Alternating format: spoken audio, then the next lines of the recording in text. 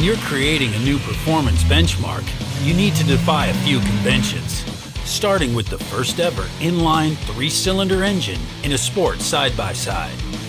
998 cc's, 12 valves, dual overhead cams,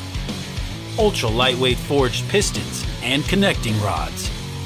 and high-tech dry sump lubrication for a more compact and lower engine mounting, with a high-volume dual-stage intake up top, and foam primary and viscous paper secondary filters,